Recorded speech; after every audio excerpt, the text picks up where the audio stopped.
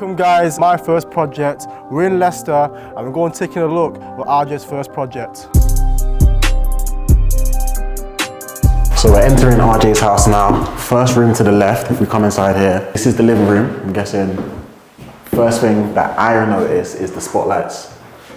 Spotlights always make the house look modern, also makes the room look bigger than it is. Always have spotlights in a new modern house if you're doing a flip as well. Also helps with the value.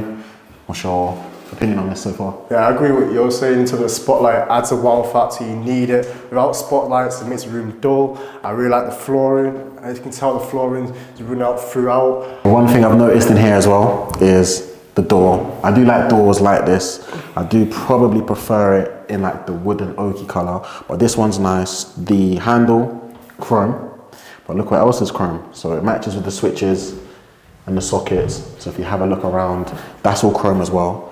It's the little details. So there's a switch here as well, that's chrome. It's the little details, just kind of like I said in episode 1, little details make a lot. Yes guys, so we're in the kitchen now. I really like this kitchen. You can tell by the worktop, really good finish. Obviously matching with grey throughout, obviously grey handles. And it's really clever, I really like you've got the integrated oven already. So if someone wants to move in straight away, everything's there. You've got the hob, you've got the air extractor fan, and obviously you've got the sink and everything. Let's go and take a look at the next room. So this is a little bathroom. It's a 3-piece. You can tell he's obviously done tiles, floor to ceiling, which I really like. I think it's a good reason to do that. It's quite useful for utilities purposes, obviously having a shower, but as well it makes the room much bigger.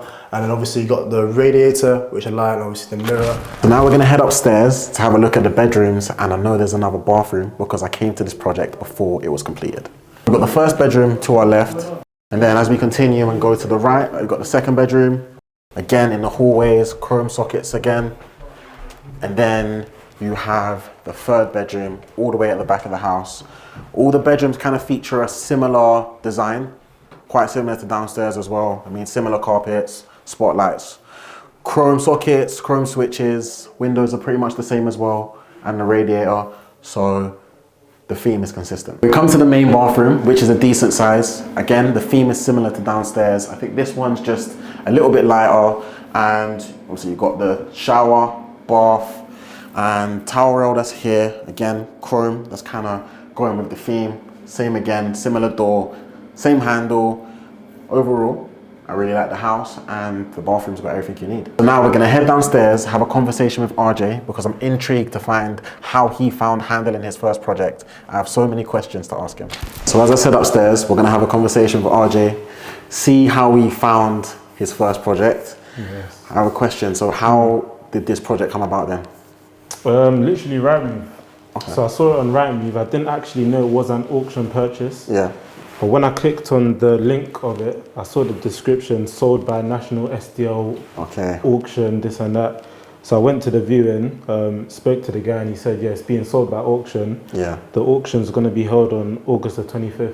Okay. So I just had to sign off all of my details, register my interest, and yeah. Yeah. Some people get kind of put off by auctions, didn't it? Yeah. Put you off at all, no? Partly, but because it fit what I was looking for, I thought, why not just go for it? And the good thing about auctions is that the completion is basically just sped up. Yeah. You don't have to wait around several months for lenders doing their searches and stuff like that. They give you about 30 days to complete, and you complete in the time frame and you get your keys. Yeah, so that I know the important thing about auctions is the legal pack. Yeah. Did you read it? Yeah. My solicitor did. My solicitor did. So what I did was I got my solicitor to read it and essentially break it down into digestible information. Okay. Because in legal packs it can be a lot of just waffle. It's property jargon.